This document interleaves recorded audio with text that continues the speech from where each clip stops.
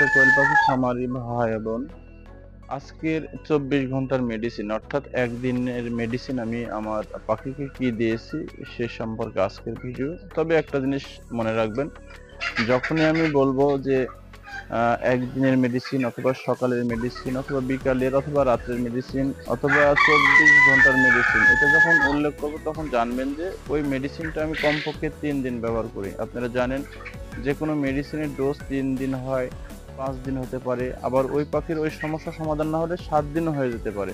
যার জন্য কখনো যদি উল্লেখ করি যে আজকের মেডিসিন পাখি কি দিয়েছি, সেটা বুঝবেন একটা ডোজ করতেছি। তা সে সম্পর্কে আজকের মেডিসিন আমি কি দিয়েছি সে সম্পর্কে বলবো। আমার এই ঘরটাতে যে পাখিটা রয়েছে, এই পাখিটা প্রায় এই তো আর 3-4 দিন পরে বিক্রি হয়ে যাবে। যার জন্য এটাকে আমি একবারে ফ্রেশ সাদা পানি ব্যবহার করেছি। এটাকে কোনো আমি মেডিসিন ব্যবহার করি নাই। এটা অল্প দিনেই হয়তো বিক্রয় হয়ে যাবে। পাশে আমার মুরগি দেখতেছেন, এটাকে আমি আমাশার ডোজ করতেছি। এর সাথে আমি আরেকটা পাখিকেও আমাশার ডোজ করতেছি। আমাশার ডোজটা কি দিয়েছি সেটা আমি জানাবো, তাই মুরগিকে আমাশার ডোজ করতেছি।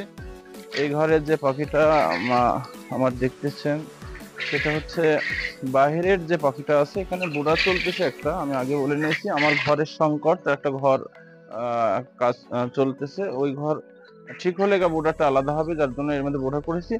বাইরের যে পাখিটা দেখতেছেন, এইটাতে ঠান্ডার ডোজ চলছিল, ঠান্ডার ডোজ হয়ে গেছে। আজকে শুধুমাত্র আমি দুপুরের দিকে স্যালাইন পানি দিয়েছি। আজকে সারাদিনে সাদা পানি ব্যবহার করব, অর্থাৎ সাদা পানি আমার 2-3 দিন চলবে। তারপর কোন ডোজ করব পরে জানাবো। বোর্ডারের যে পাখিটা দেখতেছেন, বোর্ডারের মেডিসিন শেষ হয়ে গেছে। আজকে পাখির বয়স সম্ভবত 10 দিন হচ্ছে, 9-10 দিন চলতেছে, এটাও ছেড়ে দিব। তবে এটাতে আমি আমাশার ডোজ করতেছি, অর্থাৎ মুরগি আর এই বোর্ডারের যে পাখিটা দেখতেছেন আমাশার ডোজ করতেছি। আমাশার ডোজ বলতে গেলে আমাশার ডোজের মেডিসিন কয়েক ধরনের হতে পারে। আমি এটাকে দিতেছি ডায়রোভেট এবং অ্যামোক্সিসিলিন, সাথে প্যারাসিটামল। এই তিনটা দিয়ে আমি আমাশার ডোজ করতেছি। আমাশার ডোজ আরো ভালো মেডিসিন আছে, ইএসবি 330 আছে, অ্যাম্প্রোলিয়াম আছে, অনেকে আমাশার ডোজ আছে। তো আমি এটাকে ডায়রোভেট এবং অ্যামোক্সিসিলিন এবং নাফা দিয়ে এইটা থেকে আমাশার ডোজ করতেছি, এই ব্রুডারের ওষুধ মেডিসিনটা। আর আমার প্যারেন্টস পাখির জন্য, যেটা ডিমের পাখি, অর্থাৎ যেটা প্যারেন্টস পাখি আমার, এটাকে আমি লাইসোবিট ব্যবহার করতেছি।